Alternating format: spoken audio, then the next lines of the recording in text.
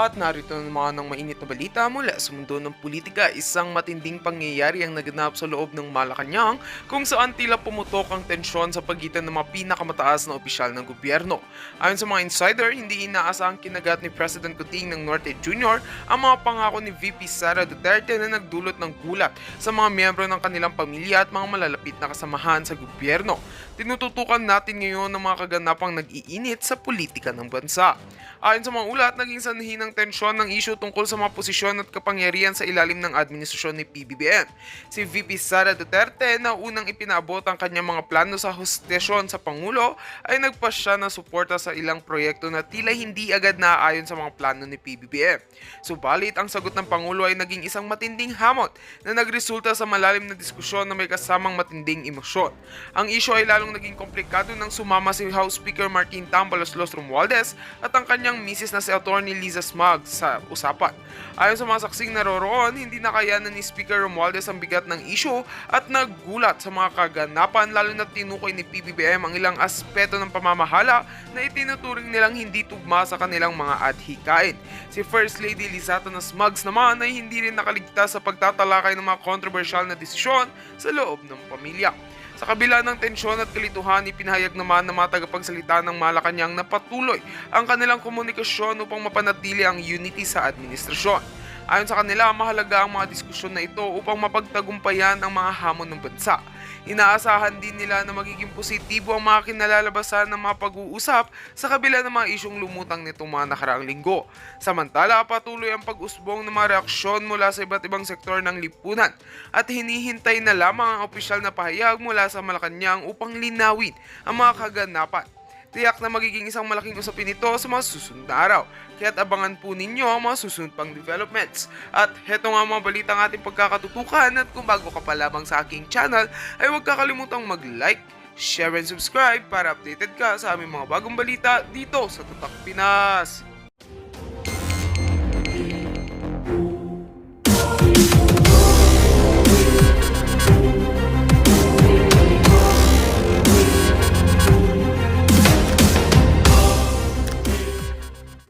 Pastor Apollo Kibuloy, obsession talaga ito. Obsession. So, para maliwanagan yung ating mga kababayan, explain po natin mga kababayan. So, ito pressured ng US.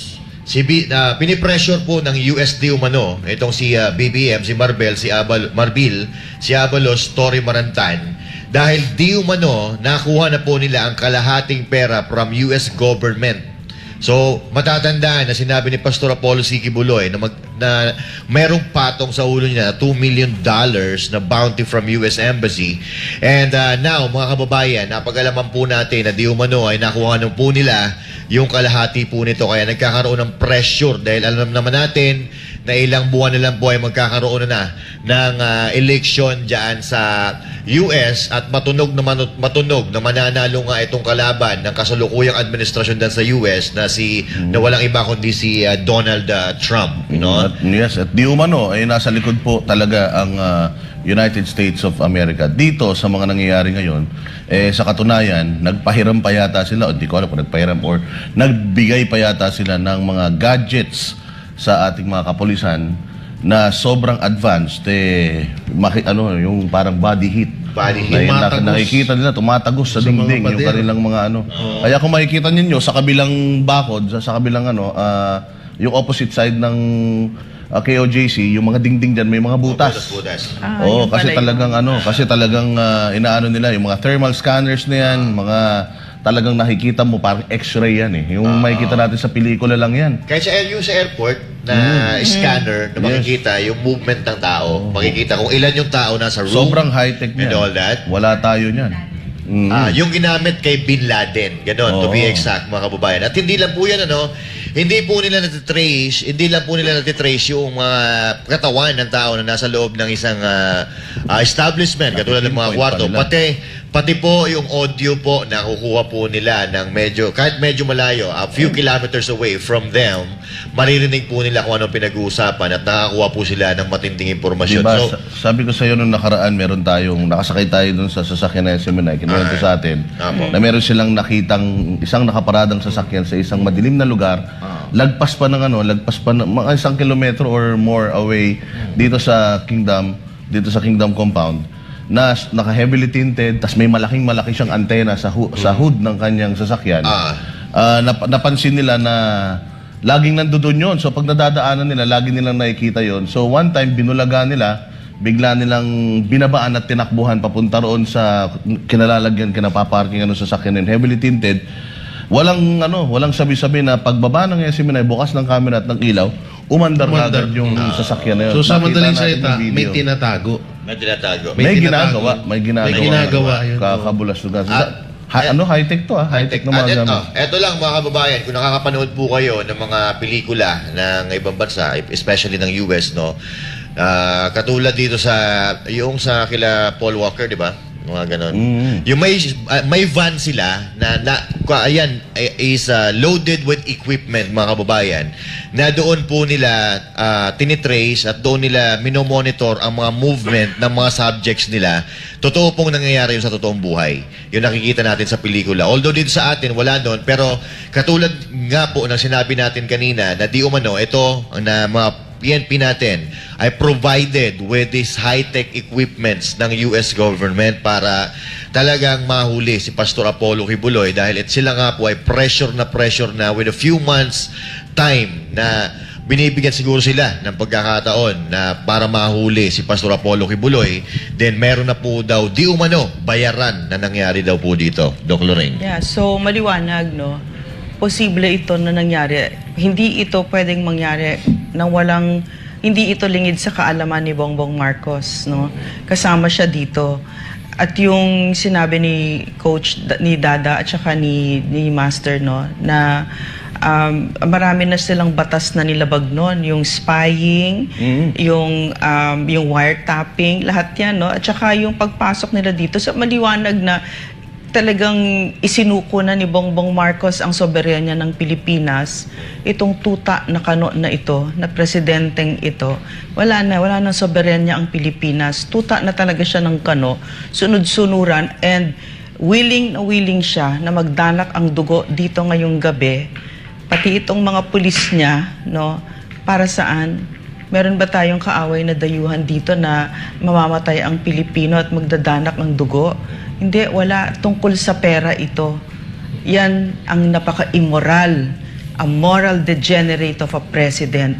He made all of this possible. Kasama dyan sila Abalos, yung sekretary niya. Lahat yan. So, ito yung nangyayari sa Pilipinas ngayon. Alam mo, ginagawa ito, Ma'am Lorraine, ng US para hulihin ang mga terorista. Pero hindi ko alam bakit ito ginagawa kay Pastor Kibuloy. Isipin mo, isang tao. At higit sa lahat, wala silang jurisdiction dito sa Pilipinas. Bakit parang tayo nagiging tuta? At kung ito ay magkakatuluyan, ito po ay lantarang illegal. Hindi po ito dapat ginagawa dito sa atin. Meron tayong soberanya. Hindi tayo subject sa US. Kaya ito ay tama si Ma'am Lorraine kung mananahimik ditong patuloy si President Marcos, ito'y nangangahulugang totoo. So, kailangan na siyang kumilos dito sa lalong madaling panahon dahil bago magkaroon ito at ito'y posible maging madugo. At mga involved dito yung mga matataas na opisyal at gaya nga ng sabi ng aking mga kasama, ito'y nagiging competition. Ano ito? Parang video game? So, sa halagang pera at posisyon. Yan po ang ating pumapasok na intel, Ma'am Lorraine. Pero yung issue ulit dito, yung kakayanan niya na mamuno, nakikita natin hindi niya kayang mamuno, no? Yung ginawa niya sa Pilipinas, malagim. Malagim yung ginagawa niya na ngayon na before this, nakita natin yung karahasan ng PNP na may 2 indigenous peoples na namatay, yung unang raid na may 2 batalyon, etc. Ito ngayon, meron na naman silang 1,500. Yun yung intel na dumating sa amin na mga heavily armed at magtatapon sila dito ng tear gas. Hindi lang yun, meron silang mga barel. So, hindi malayo na papatay sila para sa pera. Sa apat na site. Oo, apat na sites ng KOJC, parehong-pareho. So, ang question dito, yung pamumuno, yung fitness to lead, yung kakayanan na mamuno ni Bongbong Marcos na na sinasabi nila ay drugista. No, so wala siya sa kanyang sarili ngayon. At ang isang drugista, hindi siya pwedeng mamuno. Most likely hindi niya alam ito, pinaiikutan siya or alam niya pero wala siyang pakialam. Ganyan ang drugista. No? No. At ayan nga, meron yung tungkol naman diyan sa sa yung pagpapahiram ng mga gadgets Nagkataon na ang SMNI ay ang KOJC ay may SMNI. At laging nakahanda yung mga CCTVs, videos, and yung mga cameras ng SMNI. Noong mga nakaraang buwan, alam naman natin na may mga militar galing sa ibang bansa na nandito na ngayon sa Davao. Sila din yung mga nagpapalipad ng mga drones and stuff. So, pwede sanang silang gagamit nitong mga kagamitan na to para dito sa operations na ito. Kaya lang, hindi nila yun magagawa kasi nga, handa ang KOJC at ang SMNI na protektahan itong kanilang property. Kaya siguro yun din yung reason kaya pinagagamit na ito sa mga otoridad natin ngayon at di umano merong kompetisyon. Competition between yung RD11 director Tsaka yung ng Tsaka yung hepe ng Davao.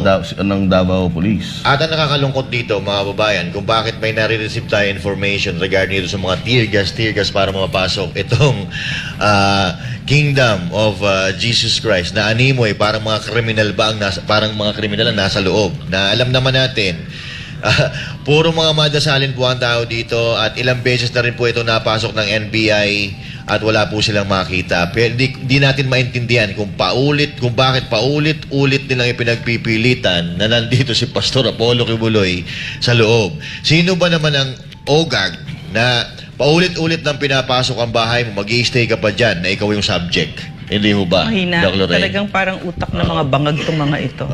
Mahina talaga ang kalidad ng pag-iisip. Pero yung sinabi ni Dada, no, yung recently na sinabi niya ngayon lang, no, nakakatakot yun. Kasi yung Pro 11, si General Nick Torres, at saka yung dito sa Davao City, si Marantan, nagko-competition sila. No, these are men with very powerful positions na may mga at their disposals weapons na pwedeng pumatay ng Pilipino, and they are willing to do that for money. Katulad ng Pangulo na pinagsisilbihan nila, these people are moral degenerates, very dangerous people. No?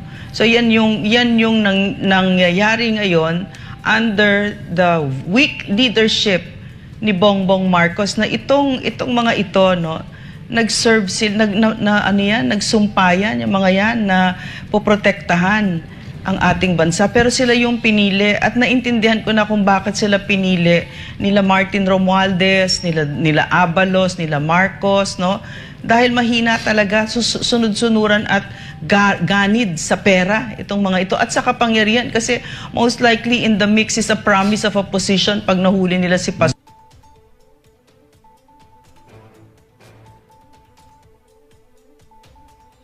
Kahit ipag-combine ninyo yung mga utak ninyo, kahit siguro 1/4 ng IQ ni Pastor hindi ninyo maaabot. Napakatalinong tao nun. Hindi sila kasing pulpul ninyo, no? Ang pupulpul ninyo. Dahil lang sa PNP chief. Yeah. Ilang beses na kayo pumunta dito, hindi nyo kaya. Ang sabi sa akin, no, ni General Philmar Escobar na ikinahihiya niya kayo. Failure of intelligence. Ibig sabihin, tsumachamba kayo. At saka mahina talaga kayo na hindi ninyo mahabol-habol si Pastor. Alam nyo kung bakit? Kasi napakatalinong tao niya at kayo hindi, mga kamote kayo. No? At hindi lang ito pera, no? Hindi lang po pera pinag-uusapan. Pinag-uusapan din daw po dito di umano ay ang posisyon para magiging PNP chief. Kaya grabe naman dahil lang doon, 'di ba? Ngayon pa nga lang dapat thankful na po kayo kung anong mga posisyon meron kayo dahil kahit papaano nakikilala po kayo sa larangan ng inyong pinasukan. Pero pwede bang sumingit dyan? Kasi nakaririmarim na trait yan ng Marcos administration na ang tingin sa pwesto ay forma at yung kayamanan, lisensya para magnakaw sa Pilipino at kung ano, gahasain ang Pilipino. Ganyan ang tingin nitong Marcos na ito. At hindi tayo nagugulat na yung kanyang mga galamay ay gayon din, lahat sila. Kaya katulad niya lasing sa kapangyarihan, imbes na, ano ba yung pwesto na yan? Diyan kami ni PRRD. Ang pwesto na yan para magsilbi sa Pilipino. At yung hawak mong kapangyarihan, hindi yan para sa'yo, kundi para sa mga taong walang kapangyarihan. Para gawin mo sila empowered. Itong mga ito, kabababaw. No? Tsaka ito, dugtungan natin, Doc Lorraine. Kasumpa-sumpa. Opo, So, ito po, nakakagali talaga. Yes. I understand, Doc Lorraine. Pero, ito, totoo po ito mga kababayan, itong tinatawag na extraordinary rendition. Yung sinasabi ni Pastor Apollo Kibuloy, I remember the very last time na siya ay nakapagsalita, ito po yung kanyang dinidiscuss, yung extraordinary rendition. Totoo daw, di umano po ito, at ito po talaga ang balak sa kanya. Yung, ang nakakalungkot lang po dito, no, dahil yung mga leader natin dito sa Pilipinas ay naaatim nilang ipagkanulo ang kanilang mga kababayan, katulad ni Pastor Apollo Kibuloy, sa larangan ng pera, posisyon at kapangyarihan, willing sila na magsikripisyo ng buhay, katulad ni Pastor Apollo Kibuloy, at ibibigay na pabuya sa US. Pero at the same time, Master, mga kababayan, nagpapasalamat din tayo kasi nalaman ko na yung may mga graduates ng PNPA na mga generals na kinundena itong si Torre. Maraming salamat, sir, sa boses ninyo. Kayo ang totoong mga lingkod ng bayan at kayo ay bakit kumakapit pa kami na may pag-asa pa ang Pilipinas, na ipinaglalaban ninyo at pinagtotohanan ninyo ang isinumpa ninyo sa ating watawat. Alam mo, gusto nila ng posisyon at kanina nga nagtatanungan kami ni Ma'am Lorraine, sabi, hanggang ngayon naniniwala pa ba kayo? Naniniwala pa sila na dito si Pastor Kibuloy dahil yan nga narinig natin na second wave. Talagang hahalungkatin yung 4 na lugar sabay-sabay ulit. So ibig sabihin naniniwala sila. Kung ikaw ay naghahangad na mas mataas na posisyon, dapat nga mas mataas ang iyong intelligence. Asan na pupunta? Puro gamit ang natatanggap ninyo, pero parang dagdagan naman natin yung ating paggamit ng utak. Jay. Alam nyo, nung una, nagdadalawang isip pa tayo nung about sa Amerikano na unti-unti na tayo sinasakop. Pero ngayon, obvious na no? Yeah. Na nagpapa-under na ho ang administrasyong Marcos sa mga Amerikano. Dahil lahat ho ng gulo na nangyayari ngayon sa Pilipinas ay involved po ang Amerika. Yeah. Yung ICC, involved ang Amerika. At dito naman sa KOJC, involved pa rin ang Amerika. So, sa madaling salita, talagang parang nagkakatotoo na po yung mga sinasabi ng mga eksperto na baka ito na nga yung dahilan daan para makuha ng administrasyong Marcos yung yaman nila na nakatago sa ibang bansa. At pati yung mga EDCA sites, kapalit yan ng mga EDCA sites natin. And ano ba yung extraordinary rendition? Ipapaliwanag natin na paulit-ulit yung extraordinary rendition na yan. Si Pastor Apollo Kibuloy po ay una pong kinasuhan ng mga kalokohang kaso sa Amerika para po ang kanyang simbahang Kingdom of Jesus Christ ay hindi mag-prosper doon dahil napakabilis po ng paglaki ng Kingdom of Jesus Christ sa Amerika. At alam naman po natin na ang mga Amerikano racist yan. O ayaw nila na may ibang lahi ang magdo-dominate sa kanilang lugar o sa kanilang bansa. At saka sa buong bansa, sa buong mundo. Gusto nila yung sila lang talaga. Sila lang ang bida. No? So makikita ninyo si Pastor Apollo Kibuloy, dumarating siya, may sarili siyang eroplano, may mga chopper siya. So sampal talaga sa mukha nila yon, yung mga yung mga kung ano yung power na meron si Pastor Apollo Kibuloy. Kaya ginawan siya ng mga kaso diyan. And alam po natin yung nangyari dito sa Kingdom of Jesus Christ na sila po ay napasok sa kanilang meron po silang nakuhang tao dito sa kanilang grupo na pinagkatiwalaan nila, pero ninakawan sila at in-exile yon sa Amerika or nag-exile sa Amerika kapalit noong mga information about KOJC, at yun yung mga ginamit nila para magsampa ng kaso sa Amerika. So, FBI, nagsampa ng kaso sa kanila, napakadaming kaso. Ang problema, hindi nila kayang patunayan sa korte na may kasalanan si Pastor Apollo Kibuloy. Kaya, ang pinakaparaan is kung magkokorte sila sa Amerika, matatalo at matatalo sila kasi lahat ng mga abogado ni Pastor Apollo Kibuloy sa Amerika ay antay na ng antay kung kailan ang hearing. Hindi iminumove kasi nga alam nila na mapapahiya sila. Yeah. Sabi nga ng mga abogado ni Pastor Apollo Kibuloy, we cannot wait for our day in court kasi dudurugin namin yung mga ano nila, yung kanilang mga testigo dahil kasinungalingan lahat ng ano nila eh. Lahat Tapos nung hindi na pwedeng iurong. Itong November na yung hindi na nila, ito na yung pinakakailangan nilang humarap sa korte. Si Pastor pupunta doon at wawasakin yun ng mga legal team ni Pastor kasi mga sinungaling itong US na gobyerno, US Military Industrial Complex. At ang US is the #1 terrorist country in the whole world. #1 terrorist. Lahat ng bansang hinawakan yan. Afghanistan, Syria, Ukraine, lahat yan na irreversibly destroyed, hindi na bumalik, no? So, at alam ni Bongbong Marcos yan, nung siya'y tumakbo for president, sinabi